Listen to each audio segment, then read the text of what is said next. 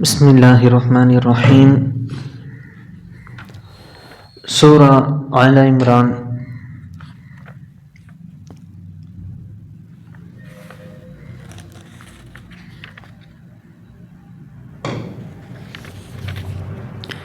அல்லாஹ் நல்லடியார்கள் எப்படி இருக்க வேண்டும், எப்படி துவா செய்ய வேண்டும் என்பதாக கூறிக்கொண்டிருக்கிறான். அல்லதி யக்கூலூன ரப்பனா, அந்த நல்லடியார்கள் மேலும் அல்லாஹ்ட்ட கேட்பாங்க, எங்கள் இறைவா, நிச்சயமாக நாங்கள் உன்னை நம்பிக்கை கொள்கிறோம். ஆதலால் நீ எங்கள் பாவங்களை மன்னித்து அருள் புரிந்து நரக நெருப்பின் வேதனையிலிருந்தும் எங்களை காப்பாற்றுவாயாக என்று தொடர்ந்து பிரார்த்தித்து கொண்டிருப்பார்கள். நம்ம கேட்குற நிறைய துவா பார்த்திங்கன்னா நரக நெருப்பு விட்டு பாதுகாப்பாக தான் இருக்கும். பல்லாது என்ன சொல்ல பாருங்க, 2 விஷயம் நம்ம அல்லாட்ட கேட்குறதா இருந்தால் 2 விஷயத்தை அதிகம் கேட்கணும். எல்லாம் உன்னை நம்பிக்கைக்கிறோம், எல்லாம் எங்களுடைய பாவங்களை மன்னித்து நரக நெருப்பை விட்டு பாதுகாக்கணும். யார் மறுமையில் அந்த நரக நெருப்பை விட்டு பாதுகாக்கப்படுறாங்களோ மிகப்பெரிய வெற்றியாளர். அல்லது நான் பாருங்கள், ரொப்பனா இன்னன்னா ஆமன்னா ஃபகஃபிர்லனா துனூபனா வக்கீனா அதாபன்னா. இந்த வக்கீனா அதாபன்னாங்கிறத நரக நெருப்பு விட்டு பாதுகாக்கிறது. இது அதிகமாக நம்ம துவாவில் வச்சுருக்கோம். அல்லாஹ் நான் சொல்கிறேன் பாருங்க, இப்படி அவங்க கேட்குறாங்களா, அல்லாஹ் அதுக்கு ஒரு விஷயம் சொல்கிறேன் பாருங்க. அவர்கள் எப்படி இருப்பாங்க கேட்டால், அந்த நல்லடியார்கள் இந்த துவா கேட்குறவங்க, இவங்களுக்கு இந்த துவா அல்லாஹ் கபூல் செய்கிறான். ஆனால் எப்படி இருப்பாங்க? பொறுமையாளர்களாகவும் உண்மை பேசுபவர்களாகவும் இறைவனுக்கு முற்றிலும் வழிபட்டு நடப்பவர்களாகவும். முற்றிலும் வழிபட்டுன்னா அல்லாஹ்வுக்கு பிடிக்காத எந்த செயலையும் எங்கேயும் செய்ய மாட்டாங்க. முற்றிலும் வழிபட்டவர்களாகவும் ஒரு காணித்தீன தானம் செய்கிறவர்களாகவும், சஹர் நேரங்களில் அந்த வைகறை பொழுதில் அல்லாஹ்விடம் மன்னிப்பு கோருபவர்களாகவும் இருக்கிறார்கள். அதாவது தஹஜ்ஜத் நேரத்தில் அல்லாஹ்ட்ட மன்னிப்பு தேடுறவங்களாக இருக்காங்க.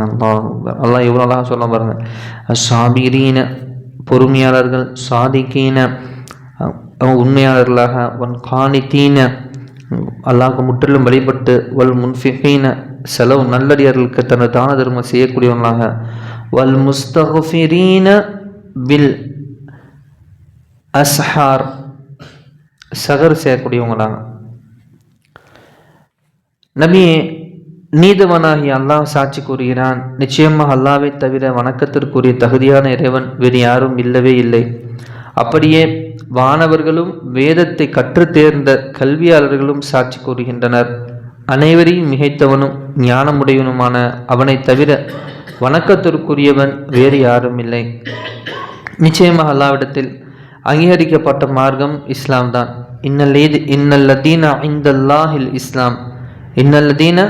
ஐந்தல்லாஹில் இஸ்லாம் அல்லாஹ்ட்ட அங்கீகரிக்கப்பட்ட மார்க்கம் இஸ்லாம் தான். வேதம் அளிக்கப்பட்டவர்கள் இதுதான் உண்மையான வேதம் என்ற ஞானம் அவர்களுக்கு கிடைத்த பின்னர் தங்களிடையே உள்ள பொறாமையின் காரணமாகவே இதற்கு மாறுபட்டனர். ஆகவே எவர்கள் அல்லாஹ்வுடைய வசனங்களை நிராகரிக்கின்றார்களோ அவருடைய கணக்கை நிச்சயமாக அல்லாஹ் வெகு சீக்கிரத்தில் எடுப்பான். அல்லாஹ் என்ன சொல்ல பாருங்க, எவர்கள் வசனங்கள் நிராகரிக்கின்றார்களோ அவருடைய கணக்கை நிச்சயமாக அல்லாஹ் வெகு சீக்கிரத்தில் எடுப்பான். அல்லாஹ் இங்கே ஒரு விஷயத்தை சொல்ல பாருங்க, இது உண்மையான வேதம் தெரிஞ்ச பிறகும் தங்களிடையே உள்ள பொறாமையின் காரணமாக இது மாறுபடுறாங்க சிலர். அவங்களுடைய கணக்குகளை சீக்கிரமாக அல்லாஹ் விசாரிக்க எடுப்பான்னு சொல்கிறான். ஆக்சுவலாக இது யூதர்கள் குறித்து வருது. இப்போ ஒரு பள்ளியில் சில பொறாமை இருக்கும், நான் போய் இங்கே தொழு வருதா, இவர் பயம் நான் கேட்குறதா, இவர் சொல்கிறீ எனக்கு என்ன, இவர் என்ன அப்படின்னு. அப்போ அவங்க என்ன செய்யலை, மனிதரை புறக்கணிக்கிறேன் தம்பி, வேதத்தை புறக்கணிக்கிறேன் வருது, கரெக்டாக செட் ஆகுது வரும். அப்போ இவங்களுடைய கணக்குகளை மிக விரைவில் அல்லாஹ் கேள்வி கேட்க எடுப்பான் என்பது வருது. அப்போ பள்ளிங்கிறது தூய்மையாக மனதோடு வரணும், மனதோடு போகணும். இல்லாட்டினா இந்த சப்ஜெக்ட் பாருங்க அப்படியே எவ்வளோ செட்டாகி வருது பாருங்க. அவங்க அந்த வேதத்தை புறக்கணிச்சிட்டாங்க, ஒரே காரணம் பொறாமை. அதே மாதிரி இங்கே சில காட்சிகள் நடந்துட்டு இருக்கு. அப்போ அவருடைய கணக்குகளை மிக விரைவில் அல்லாஹ் எடுப்பான். நபியே, இதற்கு பின்னும் அவர்கள் உம்முடன் தர்கித்தான். அவர்களை நோக்கி, நிச்சயமாக நானும் என்னை பின்பற்றியவர்களும் அல்லாஹ்வுடைய கட்டளைக்கு முற்றிலும் தலை சார்ந்து விட்டோம் என்று கூறி வேதமளிக்கப்பட்டவர்களையும் சிலையை வணங்கும் பாமரர்களையும் நோக்கி, நீங்களும் அவ்வாறே அல்லாஹ்வுக்கு தலை சாய்க்கிறீர்களா என்று கேட்பீராக. அவ்வாறே அவர்களும் தலை சாய்த்தால் நிச்சயமாக அவர்கள் நேரான பாதையை அடைந்து விட்டார்கள். அவர்கள் புறக்கணித்து விட்டால் அதற்கு நீர் கவலைப்படாதீர். நம் தூதை அவர்களுக்கு தெரிவிப்பதுதான் உம்மீது கடமையாக இருக்கிறது.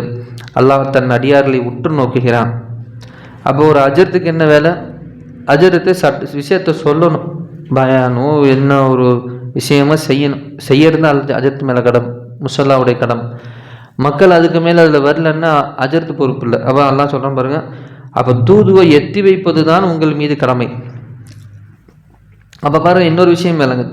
அப்போ நம்ம சாஸ்திரத்துக்கு முன்னாடி யார் யார் இருந்தாங்கன்னு கேட்டால் சிலை வணக்கக்கூடியவங்களும் வேதமுடையவர்கள் இருந்தாங்க. 2 நபர்களை குறித்து தான் அல்லாஹ் பேசுகிறான். 2 பேர்த்துக்கு நீங்கள் சப்ஜெக்டை சொல்லிடுங்க. நானும் என்னை பின்பற்றவங்க அல்லாவுக்கு தலையை சாய்ச்சிட்டோம், அதே போல் நீங்கள் இருந்துக்குன்னு சொல்லிட்டு நபியை நீங்கள் என்ன செஞ்சுருங்க, எத்தி வைக்கிறத அவங்க வேலை நல்லா முடிச்சிட்டான். இன்றைக்கி அதே தான் உலகத்தில் வேதம் கொடுக்கப்பட்ட நபர்கள் தான் இன்றைக்கி பாருங்கள் அமெரிக்காவும் இஸ்ரேலும் கூட்டு சேர்றாங்க. 2 பேருக்குமே வேதம் கொடுக்கப்பட்டவர்கள். கிறிஸ்துவ உலகத்துக்கு ஈசா நபி வந்தாங்க, இந்த உலகத்துக்கு யூத உலகத்துக்கு யூதர்களுடைய நபியா மூசா நபி வந்தாங்க. 2 பேரும் வேதம் கொடுக்கப்பட்டவர்கள். அப்போ சப்ஜெக்ட் அன்னையிலேருந்து நபிசாஸ்திரம் அவங்க எத்தி வச்சுக்கிட்டு தான் இருக்காங்க. அப்போ அவங்களுக்கும் இஸ்லாம் போய் சேர்ந்துடுச்சு. பட் ஆனால் போகாமல் வெத்துட்டாங்க. இவங்களுக்கும் புரியல. இன்னைக்கு வரைக்கும் சிலவணக்கத்தில் யார் இருக்காங்களோ புரியல, புரியாதவங்களுக்கு எத்தி வச்சுட்டாங்க. அப்போ இதுதான் சப்ஜெக்ட். அப்போ உலகத்தில் இந்த 2 கேட்டகரி தான். வேதம் கொடுக்கப்பட்டவர்கள், ஒன்று வேதம் இறங்காமல் கல்லை சுற்றி சுற்றி வரக்கூடியவர்கள். நிச்சயமாக எவர்கள் அல்லாஹ்வின் வசனங்களை நிராகரித்து நியாயமின்றி இறை தூதர்களையும் நீதத்தை ஏவுகின்ற மற்ற மனிதர்களையும் கொலை செய்கிறார்களோ அவர்களுக்கு துன்புறுத்தும் வேதனை உண்டு நபியே, துன்புறுத்து வேதனை உண்டு என்று நபியே நீங்கள் அவங்களுக்கு நற்செய்தி சொல்லுங்கன்னு சொல்கிறோம்ல. மனிதர்களுக்கு அநியாயமாக கொலை செய்கிறவங்களுக்கு துன்புறுத்தும் வேதனை உண்டு. இவர்கள் செய்த நற்செயல்கள் அனைத்தையும் இம்மையிலும் மறுமையிலும் எத்தகைய பலனும் இன்றி முற்றிலும் அழிந்து விட்டன. மறுமையில் இவர்களுக்கு உதவி செய்பவர்கள் ஒருவரும் இல்லை. நபியே, வேதத்தில் ஒரு பாகம் கொடுக்கப்பட்ட யூதர்களாக இவர்களை நீர் கவனிக்கவில்லையா?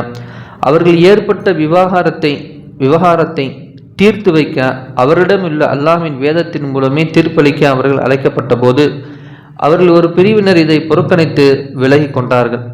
இதன் காரணம் சில நாள்களை தவிர நரகத்தின் நெருப்பு நிச்சயமாக எங்களை தீண்டாதென்று அவர்கள் கூறிக்கொண்டிருப்பதுதான். மேலும் தங்கள் மார்க்க விஷயத்தில் பொய்யான கற்பனை செய்து கூறி வந்ததும் அவர்களை ஏமாற்றிவிட்டது. அப்போ வேதக்காரர்கள்ட்ட இந்த நம்பிக்கை ரொம்ப ஆழமாக இருக்குது. தப்பு செய்யுங்க, தப்பே செஞ்சிட்டாலும் நரகத்துக்கு போயிட்டாலும் சில நாள் தான் நரக நெருப்பு உங்களை தீண்டும். இந்த ஒரு சப்ஜெக்ட் ஒன்று. இன்னொன்று, பரலோகத்தில் உங்களை என்ன செஞ்சிருவான் இறைவன், முற்றிலும் மன்னிப்பான் அப்படிங்கிற ஒரு அவங்கள்ட்ட இருக்கு. இன்னொரு பேச்சு அவங்கள்ட்ட இருக்கு. குர்ஆன் இதெல்லாம் சொல்லுது. இன்னொரு பேச்சு என்னன்னு கேட்டால், நம்மெல்லாம் அல்லாஹ்வுடைய பிள்ளைகள், இந்த உலகத்திலே ஆசீர்வதிக்கப்பட்டவர்கள் யாரை காட்டிலும். அதனால தான் இவங்களுக்கு என்றைக்குமே கீழ் ஜாதி மேல் ஜாதிங்கிற கணக்கு. அந்த அவங்களுக்கெல்லாம் ஆசீர்வதிக்கப்பட்டாங்க. அப்போ இங்கே இருக்கிறவங்களுக்குலாம் வேதம் கிடைக்காதவன்னா பெரிய பாவம் பண்ணிட்டான்டா அப்படின்னு அதெல்லாம் சொல்கிறான்ல. அப்போ இவனுக்கு என்ன இதெல்லாம் என்ன கட்டுக்கதைன்னு கேட்டால் எல்லாம் தெளிவாக சொல்கிறான் பாருங்க.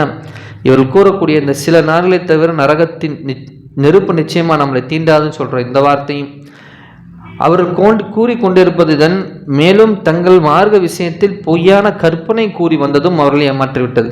இவனுங்களே இதெல்லாம் கற்பனை செஞ்சுக்கிட்டாங்க. நபியே, சந்தேகமற்ற ஒரு விசாரணை நாளில் நாம் அவர்களை ஒன்று சேர்த்து அவருடைய ஒவ்வொரு ஆத்மாவுக்கும் அதன் செயலுக்கு தக்க பலன் முழுமையாக அளிக்கப்பட்டால் அவர்களின் நிலைமை எப்படி இருக்கும்? அவர்கள் தங்கள் பிரதிபலனை அடைவதிலும் சிறிதும் அநியாயம் செய்யப்பட மாட்டார்கள். நபியே, பிரார்த்தித்து கூறுவீராக, எங்கள் அல்லாஹ்வே, எல்லா தேசங்களும் அதிபதியே, நீ விரும்பியவர்களுக்கு ஆட்சியை கொடுக்கின்றாய், நீ விரும்பியவரிடமும் ஆட்சியை நீக்கிவிடுகிறாய், நீ விரும்பியவர்களை கண்ணியப்படுத்துகிறாய், நீ விரும்பியவர்களை இழிவுபடுத்துகிறாய், நன்மைகள் அனைத்தும் கையில் இருக்கின்றன, நிச்சயமாக நீ அனைத்தின் மீதும் பேராற்றல் உடையவன். பாருங்க, அல்லாஹ் நல்லடியார்ல துவா செய்ய சொல்கிறான். எப்படிப்பட்ட துவா? அல்லாஹ்வே, நீ தான் எல்லா தேசங்களுக்கும் அதிபதி. குலில்லாஹும்ம மாலிக்குல் முல்கி துக்தில் முல்க மன் தஷா வ தன்சிஉல் முல்க மிம்மன் தஷா வ துஇஸ்ஸு மன் தஷா வ துதில்லு மன் தஷா பியதிக்கல் ஹைர் இன்னக அலா குல்லி ஷைஇன் கதீர். அது பாருங்க, எத்தனை அஸ்மால் ஹுஸ்னா வந்துருச்சு பார்த்தீங்களா?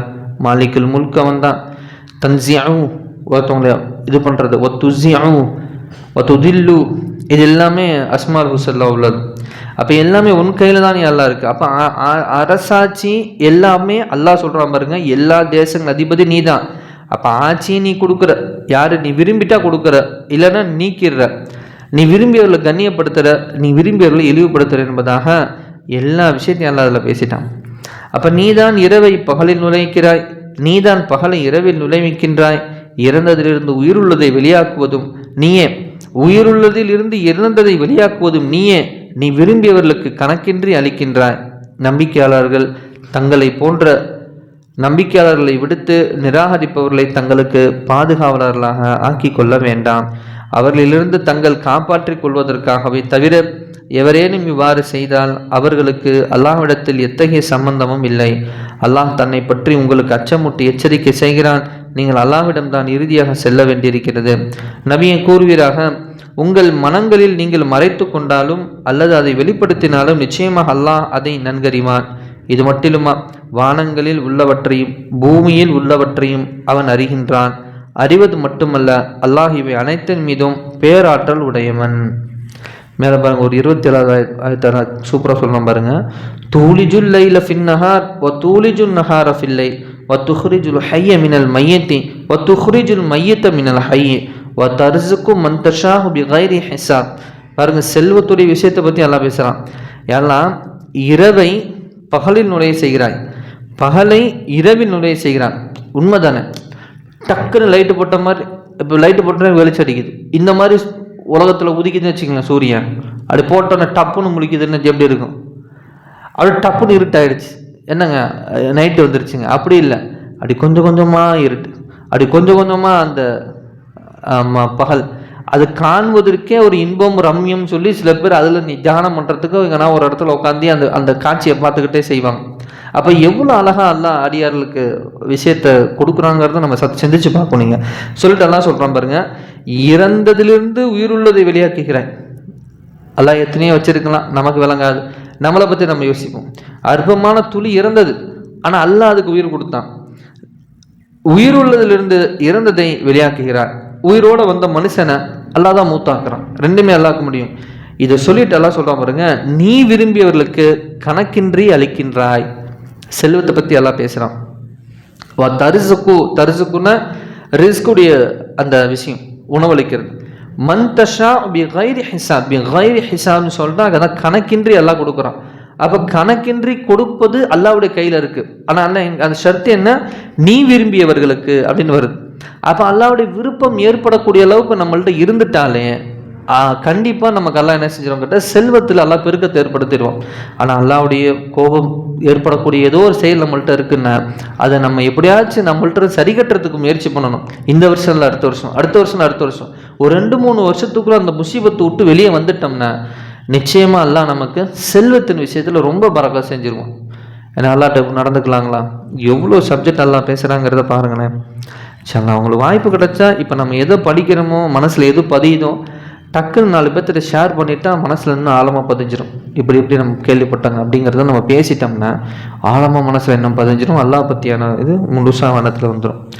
எனவே அல்லாஹ் எப்படி தன் அடியார்களை விரும்ப வேண்டும் என்பதாக துவா இன்னைக்கு தான். நீ விரும்பியவர்களுக்கு என்று அல்லாஹ் சொல்கிறான்.